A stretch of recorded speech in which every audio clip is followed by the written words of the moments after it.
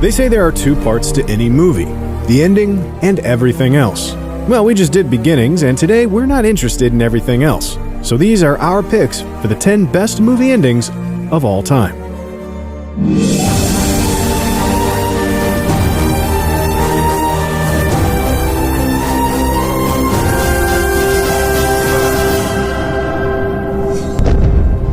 Let's start this list off with Happily Ever After, but first, a word on spoilers. We're going to do our best to be vague about all of our, at this point, ridiculously many honorable mentions, but ultimately, this is a list about endings. So if you're the kind of person who hates even the lightest of spoilers, this may not be the list for you. As for our picks, we obviously have to spoil those completely, but we will show you this every time so you have a chance to skip ahead. Now, back to the happy endings. And where to start? Maybe with Chaplin and his delightful Depression-era uplifts like City Lights and Modern Times, or Amelie and the perfect resolution to her whimsical serendipity. Maybe The Apartment, or A Matter of Life and Death, or My Neighbor Totoro, or Fanny and Alexander, or The Shawshank Redemption, or Singin' in the Rain. Or maybe you're like us and you like your happy endings a little more complicated, where the joy arrives despite the loss, not because there isn't any. And here you'll find The Truman Show, and Lagan, and Life is Beautiful, and Casablanca, and The Life of Brian, ever so ironically. However, for us, nothing puts the sweet in bittersweet more than the soaring ending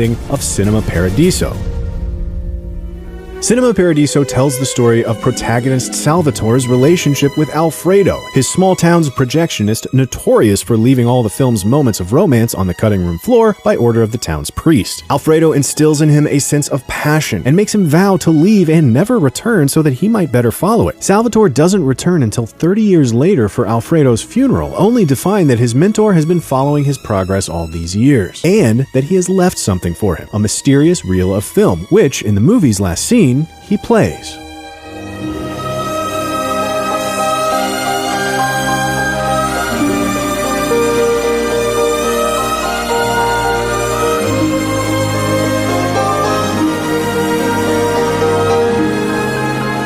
Happy ending about happy endings, and an ode to the emotional power of filmmaking. Cinema Paradiso's climax taps into our collective nostalgia and shared cultural experience with both film history and love. It is a scene about looking backwards and focusing only on the very best parts, scored with fearlessly expressive strings by Ennio Morricone, and punctuated with just the right amount of Perrin's reaction to affirm that this moment really is as meaningful as it seems. If we honor the happy endings, you know we gotta follow them up with the sad ones. And what are the movies whose final moments wreck us best? We just did a whole brilliant moments on Stand By Me, and that one's pretty incredible. But so are the endings of Y Tu Mama Tambien, Portrait of a Lady on Fire, Call Me By Your Name, Ikiru, The Red Turtle, The Vanishing, Bicycle Thieves, Chinatown, and oh, me, Amor. And then there's the flip side of bittersweet, the sweet bitter, where you come away feeling sad despite the upside. Think The Searchers and The Graduate, Brief Encounter, and Tony Erdmann. But there's really nothing sweet at all about our number 9 pick. It's just about as feel-bad an ending to a feel-awful movie as it can get. We're talking, of course, about Dancer in the Dark. Lars von Trier's Bjork-led melotragic musical is about a nearly blind Czech immigrant who works in a factory to save up enough money to afford a surgery to save her son's eyesight, and also occasionally hallucinates in song. She's rewarded for all of her good intentions by having her money stolen, getting manipulated into mercy killing the man who did it, being convicted of that murder, and then sentenced to execution, which brings us to the final scene here, where her screaming terror gives way to this unbelievably disturbing end that you might want to think twice about watching. It's not pleasant. This isn't the last song. There's no violin. The choir is quiet, and no one takes a spin.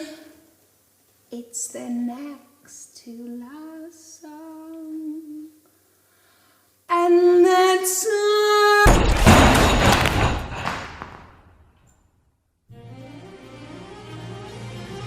Here's the ending of Cinema Paradiso again, and a montage of various other wholesome movie moments to hopefully help you recover from that while we talk about it, because, oh man, that is truly rough. Von Trier pulls not a single punch in his effort to engineer as much misery as he can muster at the end of this already almost comically depressing film. And even when we know where this is going, and we've watched him intentionally stomp on our heart for the past 2 hours, he still suckers us one more time with some real beauty designed specifically to give us one last dose of hope, just so he has a little more of it to shit on. The ending is violently heart-wrenching, masterfully crafted in as much as emotional manipulation is part of the cinematic craft, and really awful to watch, which is why it's so goddamn good.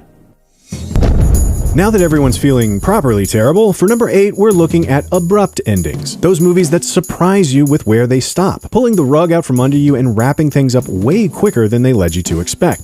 This is a Nazi scientist miracle interrupted by nuclear apocalypse in Dr. Strangelove. It's Monty Python and the Holy Grail running out of money to finish their movie and just rolling with it. And it's other surprise endings in Bonnie and Clyde, Mommy, Rules of Attraction, Lion, and Medium Cool. Synecdoche, New York surprises you even as you know it's coming, and oh, we wanted to pick all that jazz so very bad here. But it is just barely edged out by the ending of Sword of Doom.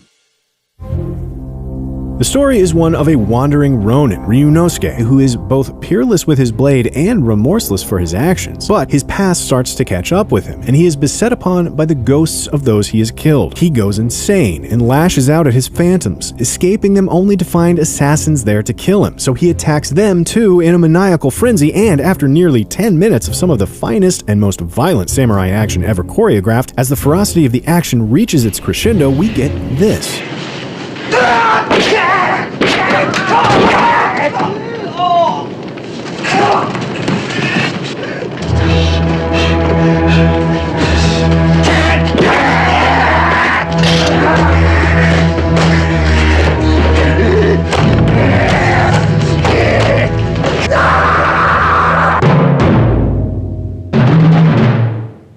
A force of nature is pitted against a seemingly never-ending swarm of enemies, driven on by fury and pride and madness, and it's clear that it is a battle he surely cannot win. And sure enough, he doesn't. But not through the release of death. The film's final moments instead trap him in the amber of his own brutal delirium, caught between life and death in a hell of frozen violence. And as it turns out, this was an accident, a decision intended to set up a sequel that never came because the movie wasn't profitable enough. And what good fortune this bad fortune turned out to be. Victory would have felt unbelievable, and defeat would have been a mercy. A freeze frame into eternity was the only worthwhile fate for Ryunosuke, the embodiment of rage.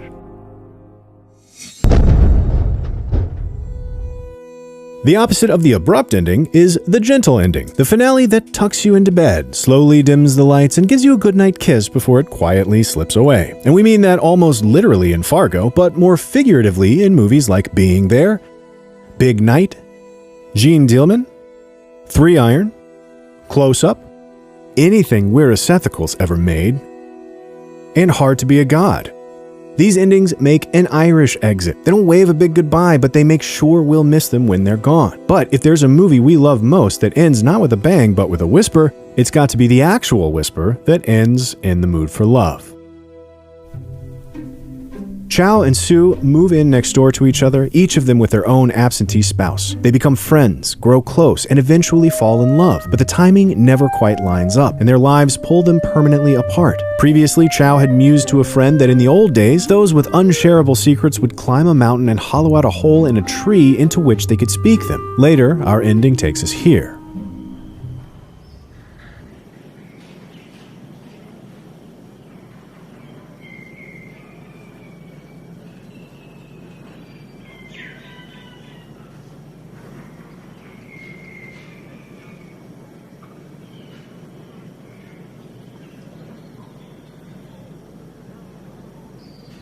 Rather than attempting to resolve the unrequited love story of the plot, instead, In the Mood for Love settles to quietly bury it along with everything else that lies entombed beneath Angkor Wat.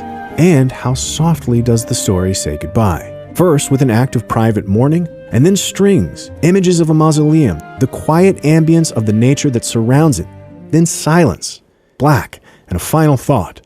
He remembers those vanished years as though looking through a dusty window pane. The past is something he could see but not touch, and everything he sees is blurred and indistinct. Of course, how could we forget the twist ending, the spoileriest of them all? But fortunately, we aren't going to spend a lot of time on this slot because we did a whole list on twists already, for which you can find a link in the description. But we did leave some out. The Others was a huge omission, as was The Tenant, Millennium Actress, Perfect Blue, Solaris, Z, Invasion of the Body Snatchers, Body Double, Incendie, and Arrival, Mother, and I'm thinking of ending things which weren't even out yet. However, we're standing by our top pick from the previous list. There is really no twist ending better than Psycho's. After Marion Crane steals $40,000 from her employer, she runs and stops at an out-of-the-way motel run by a kind but peculiar Norman Bates and his cruel mother, until, as she showers, she's killed, shockingly, less than halfway through the film, presumably for tempting Norman by being so terribly female in his direction. Norman then covers up the murder by sinking her car and body into the swamp. The rest of the film sees Marion's sister and boyfriend close in on the truth of what happened to her, realizing Mrs. Bates is to blame, and then finding her like this.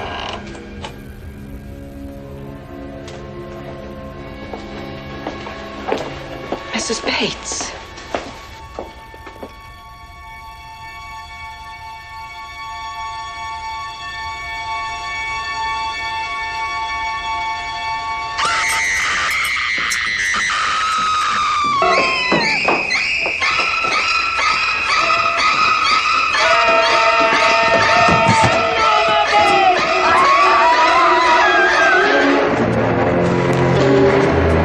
Psycho has two of the best shocks of all time, and it finishes this second grand twist with a quick denouement that has a psychologist explain what's happened, followed by an uber creepy look inside the mind of a madman unlike any cinema had ever before seen. Let them see what kind of a person I am. I'm not even gonna swat that fly. I hope they are watching. They'll see. They'll see and they'll know, and they'll say, why, she wouldn't even harm a fly.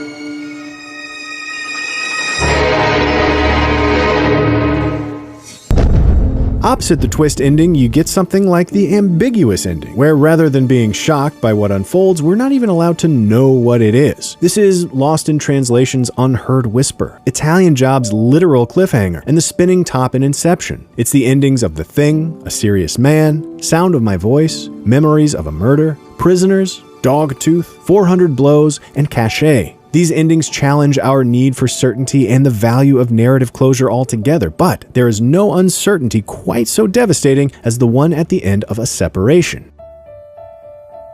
An Iranian couple files for divorce. The judge does not accept it, but they separate, and the daughter goes to live with her father, who is struggling to care for his aging dad. A lot of bad things happen, causing and caused by the marriage continuing to break down at the not insignificant expense of their daughter. At the film's end, the judge finally accepts their divorce petition, and the daughter is asked to decide which parent she would like to stay with. چرا فکرام کردم خب میخوای برم بیرون اگه سختته میشه آقا بیرون باشین یه دقیقه خانم شما میزنم بفهم بیرون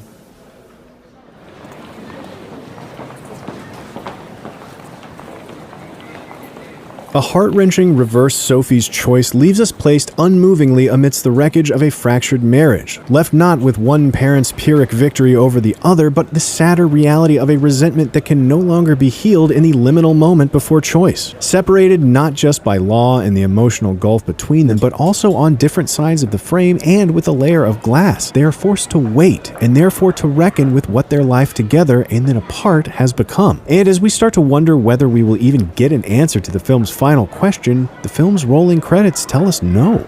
No, there will be no answer for the audience, but neither will there be a fade to black. There will be no relief in closure, only more time to sit with the consequences.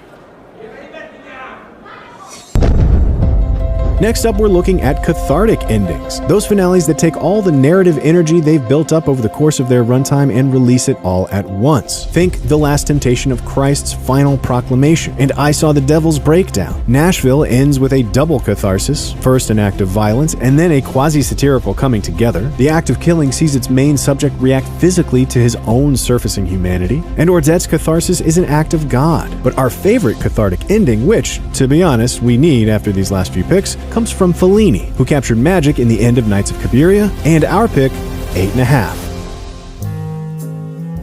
Guido, a thinly veiled Fellini insert suffering from director's block, casts about in his life, his relationships, his memories, and his dreams for inspiration on how to complete his latest work. He struggles with honesty, with his marriage and his affair, and with his career. Near the end of the film, he fantasizes about killing himself and decides to cancel the film entirely. And then, he has his realization. Che mostruosa presunzione credere che gli altri si gioverebbero dello squallido catalogo dei suoi errori. E a lei che cosa importa cucire insieme i brandelli della sua vita, i suoi vaghi ricordi, o i volti delle persone che non ha saputo amare mai?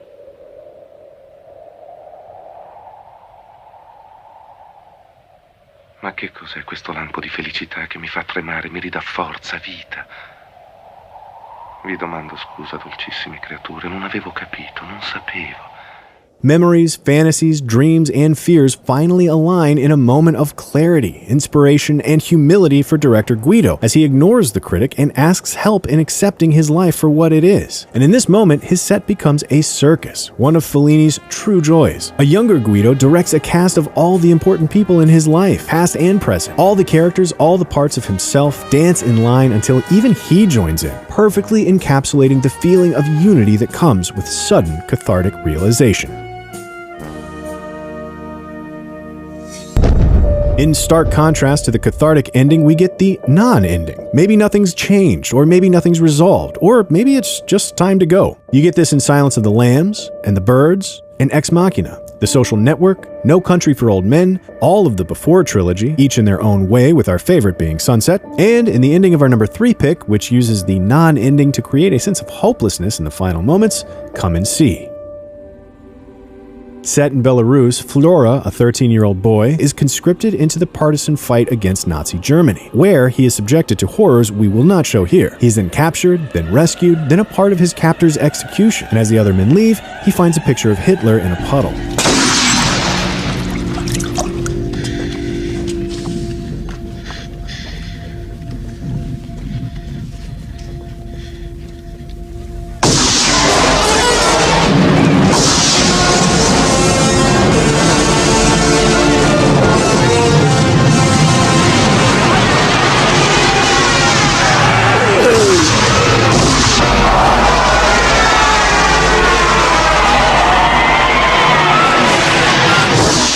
The film is merciless, perhaps one of the most disturbing depictions of human suffering ever put on screen. And after Flora has reversed all of Hitler's life, unloading his rifle into his portrait, he arrives at Hitler's infancy and he stops and he weeps. And while this may seem like a moment of catharsis, a powerful, beautiful, tragic release, it isn't the end. Instead, we are reminded that the horrors shown on screen are only a small fraction of what befell the Belarusian people, and we watch as Flora rejoins his comrades. Because the horror doesn't end with convenient catharsis for our child soldier. He simply moves on to the next one. Closing in at number 2, we're looking at those movies that end by exploding out of their frame, that step out into another dimension of storytelling they hadn't previously acknowledged the existence of. This is Persona, literally tearing its own film in the projector, or Pastoral, To Die in Country, dropping its set wall in the middle of Tokyo. It's Schindler's List, moving from narrative to documentary, Funny Games, spiking the lens, Pain and Glory, The Great Beauty, and F is for Fake. These films draw attention to their own artifice, and then make that artifice a tool in the telling of their final moments. A documentary about the filmmaker's own attempt to reconstruct his forgotten experiences as a soldier in the Lebanon War, the film sees the soldiers he served with help him remember that he participated, although not...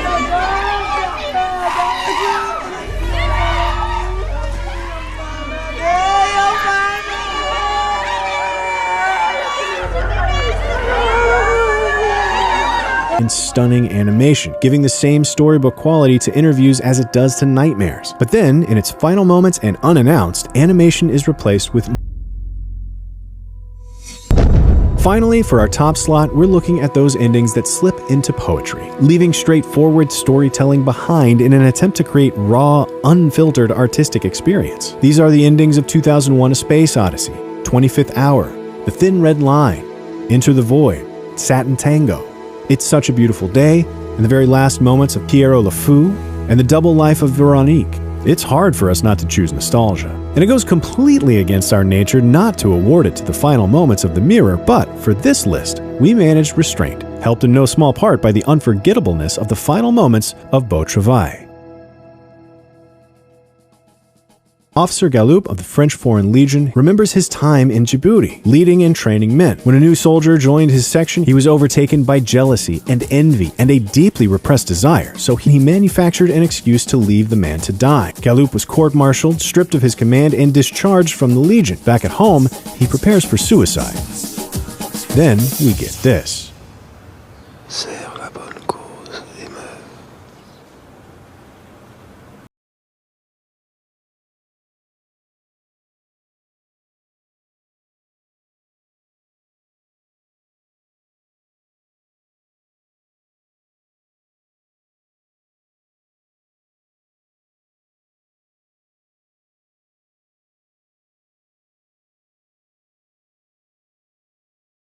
Release through wild dance to the 90s Eurohouse tune of The Rhythm of the Night sounds, when described with words, like a truly terrible way to end a film. But Claire Denis does not concern herself much with words in Beau Travail, so it should come as no surprise that it is, instead, a true stroke of brilliance that sticks with you long after it's gone. Existing out of diegetic space and time like a shard of mere possibility, in a film particularly interested in the expressivity of male bodies, is it a tragedy that only in death Galloup can finally and fully express himself and escape his crippling repression, or a blessing that in these last moments he is seen finally free? We are struck by the feeling of both at once, coming with a tidal wave of other emotions like the bursting of a dam. Better late than never, which is why we think it's one of the best movie endings of all time.